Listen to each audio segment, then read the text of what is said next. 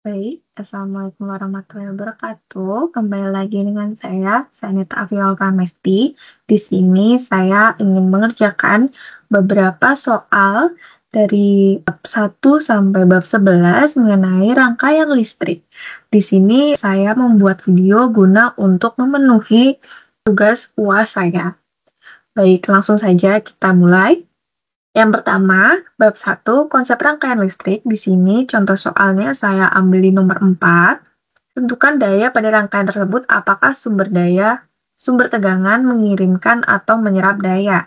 Nah, di sini kita mengetahui bahwa ada 4A sama 5V. Dan untuk rumus pada rangkaian listrik ini, tegangan, yaitu yang kita ketahui adalah P sama dengan V kali L.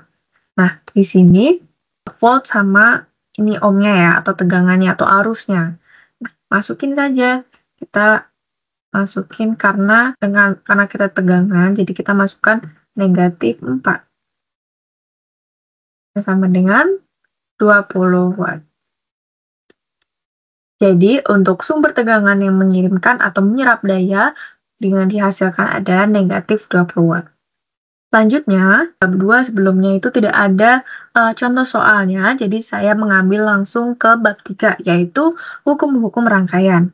Nah, di sini kita ambil di nomor 5, yaitu jika pada suatu rangkaian diberikan tegangan 10V, maka timbul arus besar 2A.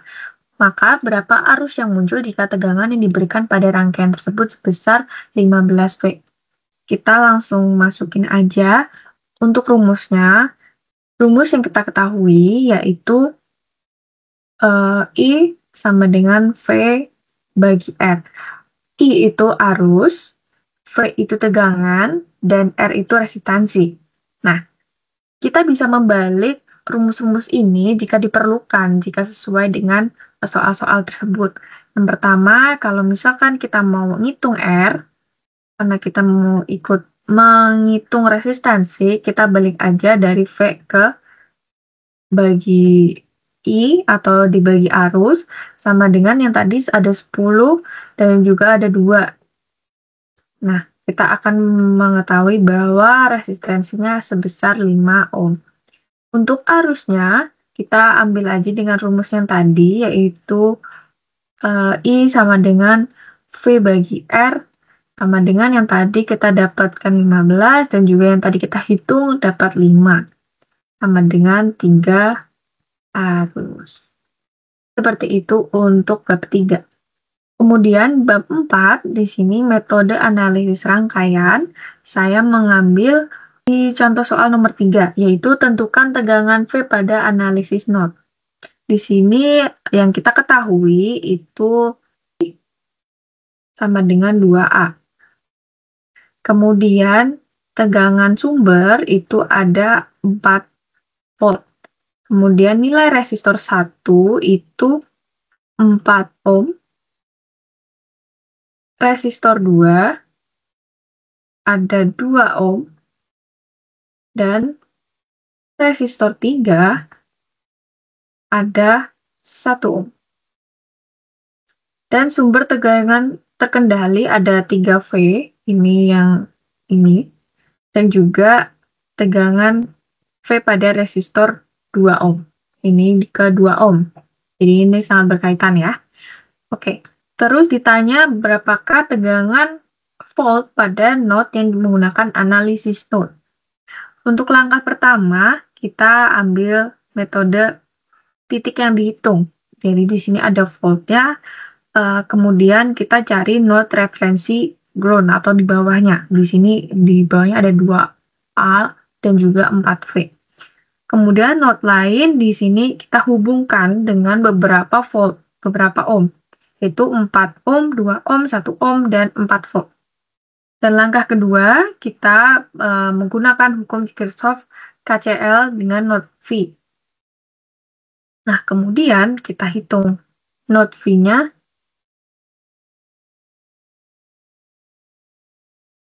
melalui arus 4 ohm, 2 ohm, 1 ohm, dan 3 volt. Yaitu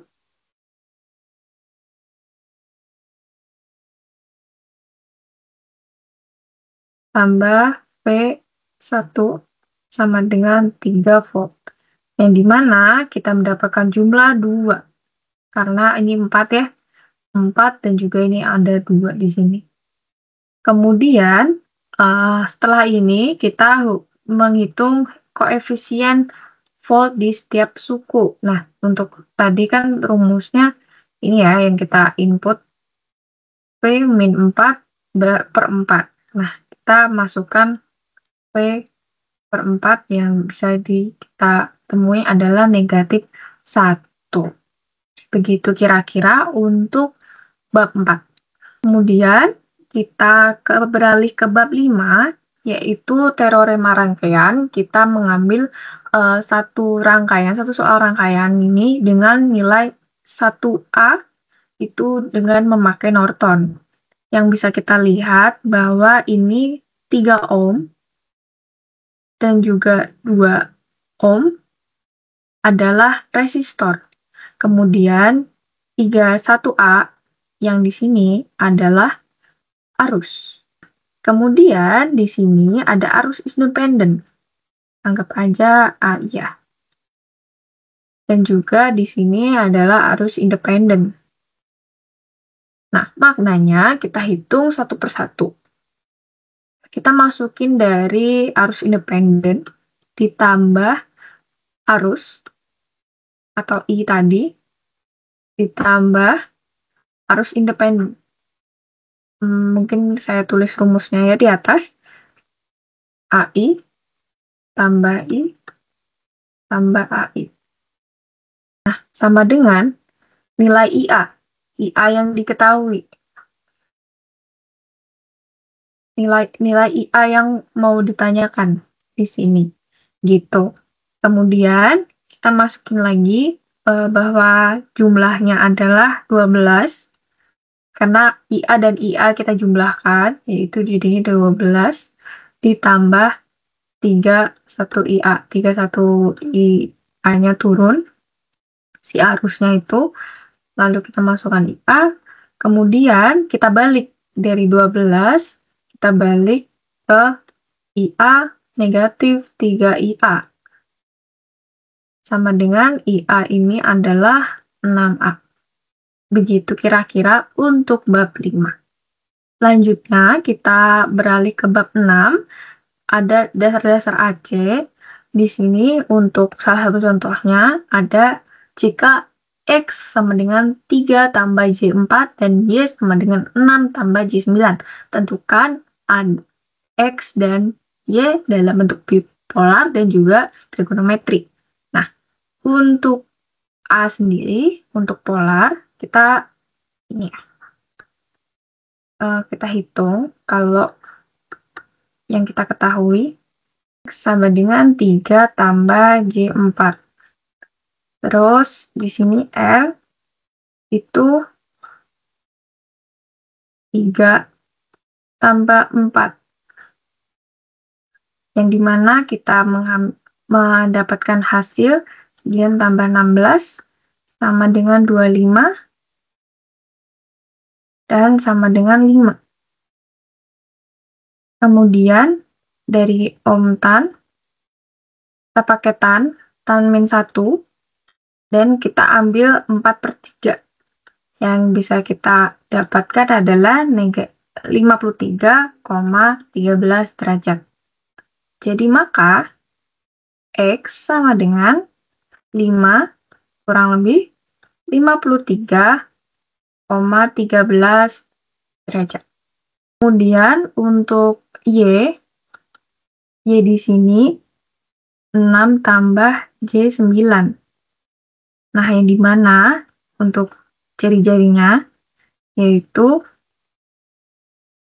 6, 9, yang bisa kita ketemukan adalah 36 tambah 64. Yang dimana hasilnya adalah 100. Yang dapatkan 10. Kurang lebih penjumlahannya sama kayak yang X. Kemudian kita temuin ini adalah tan min 1, 9/6, 56,31 derajat. Yang bisa kita lihat bahwa Y adalah 10 kurang dari 56,31 derajat. Sekali lagi, kenapa kita mendapatkan 10 kurang? Karena sebelumnya kita menghitung arusnya, menghitung resistornya itu 10. Sama kayak yang tadi X. Yang kita hitung resistornya kita mendapatkan 5. Jadi kita masukkan resistor kurang lebih dan juga si ohmnya itu. Selanjutnya kita beralih ke bab 7, yaitu analisis rangkaian AC. Di nomor 6 ini, saya mengambil di nomor 6. Kita lihat dulu yang diketahui adalah VT, yaitu 10 cos. Ini 10 cos. Gini aja. Terus R-nya, resistornya itu adalah 2 ohm. Dan juga induktor atau L itu adalah 0,5 H yang bisa kita masukin kalau misalnya resistor itu jadi J2 ohm. Kemudian ada kapasitor. Di sini adalah kapasitor yang bisa kita jadiin ohm itu J 0,5 ohm. Negatif. Gitu. Nah, yang dicari adalah nilai I-nya yang ditunjuk, yang dipanah ini. Mari kita selesaikan. Yang pertama, kita implementasi totalnya. Misal, totalnya itu kita tulis Z. Kita masukkan 2 J2 J 0,5 sama dengan 2 tambah J, mungkin nggak kelihatan ya J-nya, 1,5 ohm. Pertama-tama, disclaimer, karena semuanya ini berbau dengan ohm, jadi semua dari kapasitor dan juga induktor saya ubah ke ohm. Jadi, selanjutnya untuk totalnya, itu kita mendapatkan 2,5. 2,5 dan juga untuk tannya kayak tadi ya, nomor sebelumnya, bab sebelumnya, kita cari 15/2. Yang bisa kita temuin adalah 36,87 derajat. Kemudian kita menggunakan hukum ohm. Hukum ohm ini adalah 10 derajat. Lalu 2,5 36,87, yang dimana kita akan mendapatkan 4 kurang dari, kenapa 4? Karena ini 10 dibagi dengan setengahnya dari 2,5, yang hasilnya adalah 4. Kemudian karena di atasnya kita hanya dapat 0 derajat dan di bawah ada 36,87 derajat, jadi kita akan mendapatkan negatif 36,87 derajat. Kemudian ini bentuk waktunya, dalam bentuk waktu kita sebut saja si I ini adalah T. IT 4 cos 4T 36,87 derajat per A. Kenapa demikian? Karena pertama kita tentu saja kita mendapatkan arusnya atau I ini adalah 4. Jadi kita masukkan 4. Kemudian kan tadi T ya, di dalam kurungnya ada T. T-nya itu yang sesuai yang kita dapatkan tadi adalah 36,87 derajat. Lalu kita masukin aja A-nya. Karena emang arus ini bilangan angka terakhirnya adalah A gitu. Kemudian ini bentuk waktunya, lalu untuk kesimpulan yang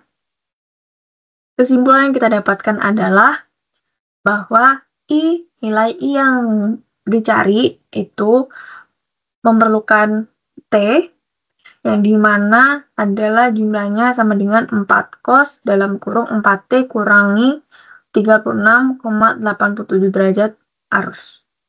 Selanjutnya untuk bab 8, yaitu daya pada rangkaian RLC. Di sini saya mengambil contoh soal nomor 34, yaitu dua buah elemen seri R sama dengan 10 ohm dan QC sama dengan 5 ohm yang mempunyai tegangan efektif 120 V. Jadi tentukan PF-nya. Nah, di sini yang kita ketahui itu kan rangkaiannya, arusnya, resistornya 10 ohm dan juga QC-nya sama dengan 5 ohm. Jadi kita ambil saja rumusnya R min J X C. Jadi 10 karena saya menambahkan J, jadi itu tidak mempengaruhi nilainya berubah, tetap 5 karena dua-duanya sama-sama ohm, jadi nggak akan berubah. Kemudian Z ini CR dan juga X, sebut saja X. Di sini ada. Nah, kita pangkat.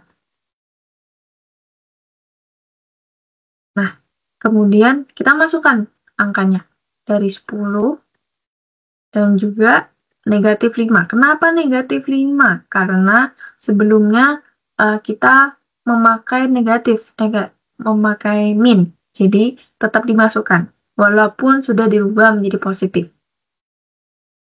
Kemudian kita jumlah dari 10 pangkat 2, kemudian negatif 5 pangkat 2, lalu kita jumlahkan totalnya 125, yang dimana kita akan mendapatkan 11,8 ohm.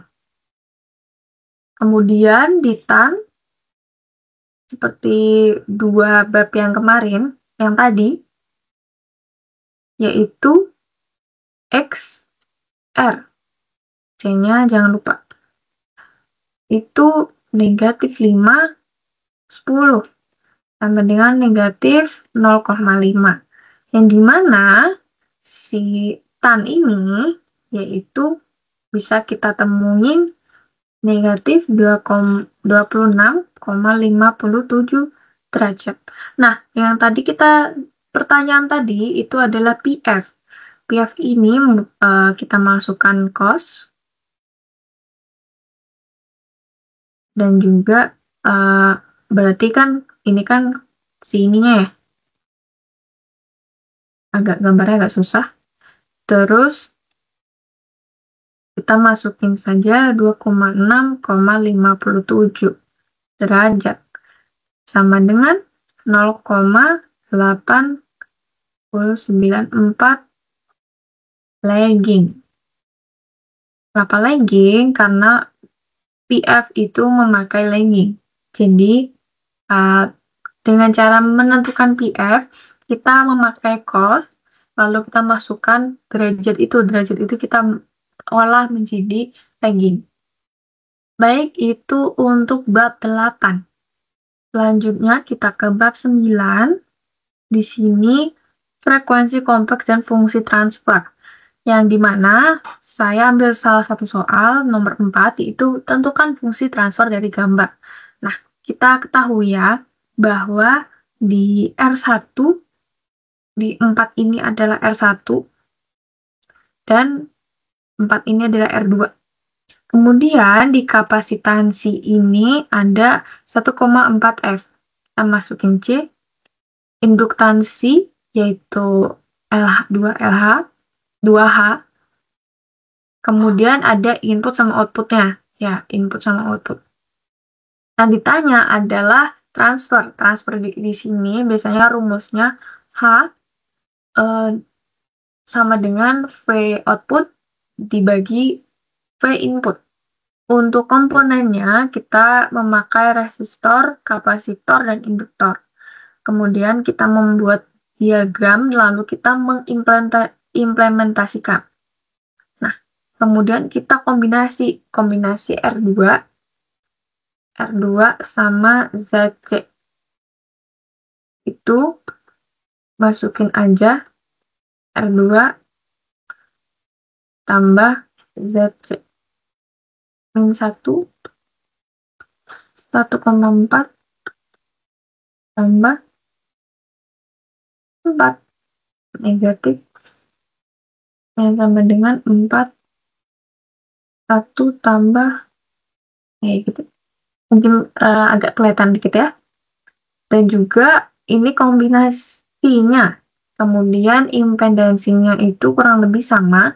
Bedanya di sini kita tambahin 4-nya di output dan inputnya. Karena kita menghitung output dan input.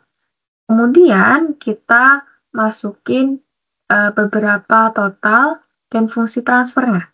Fungsi transfernya dari tegangan output pada ZL, ini ke sini ya. Itu adalah 2 ohm.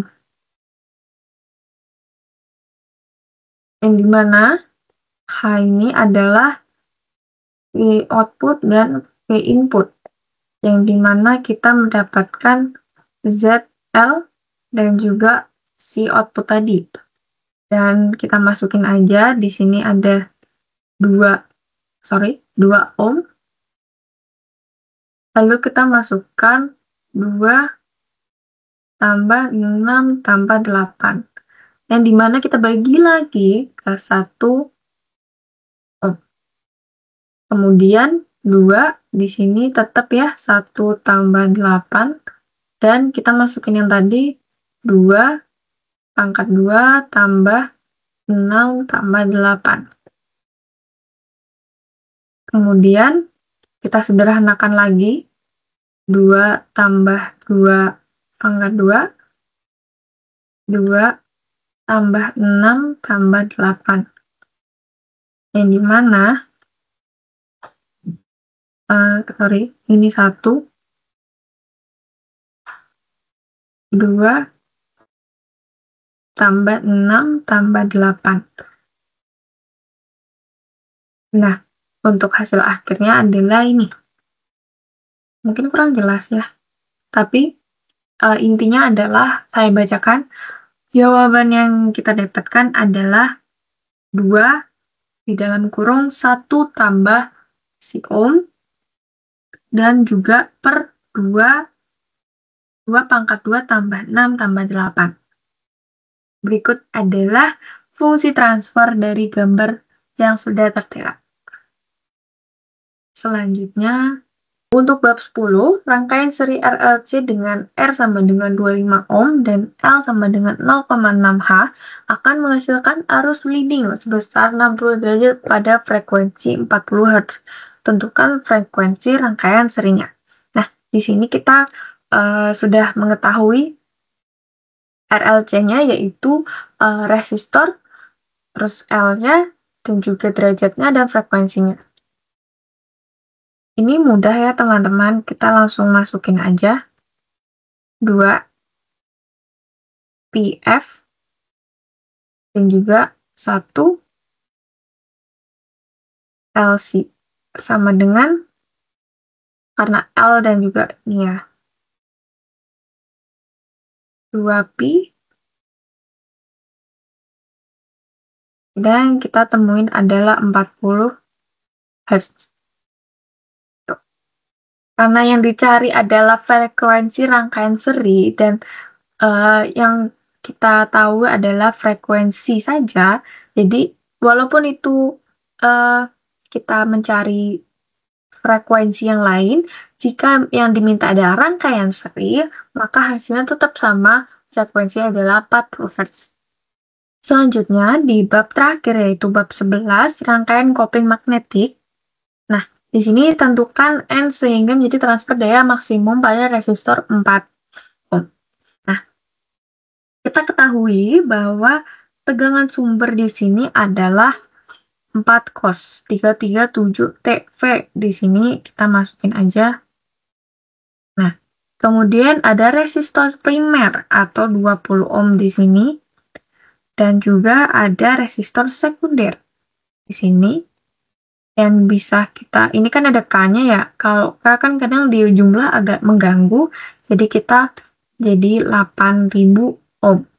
Kemudian di sini ada trafo dengan rasio lilitan 1. Ini trafo. Anggap aja trafo. Nah, yang ditanyakan nilai N agar daya pada R2 maksimum, yaitu pada R2 8.000 ohm ini. Baik, untuk penyelesaiannya, kita cari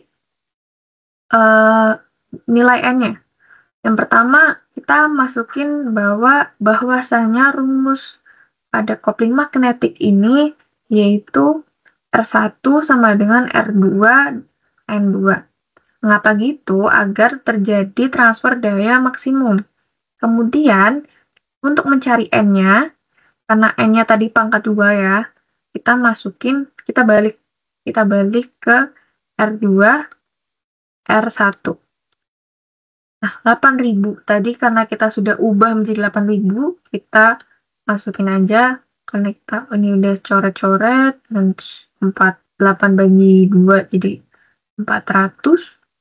Nah, nilai N ini, karena itu pangkat ya, jadi kita akar 400 tersebut. Yang dimana hasilnya adalah 20. Gitu. Jadi nilai untuk kopling magnetik, nilai N menjadi transfer daya maksimum adalah 20. Sekian dari rangkaian listrik dari bab 1 sampai bab 11. Semoga membantu dan semoga nilainya terbaik. Terima kasih yang sudah menyimak.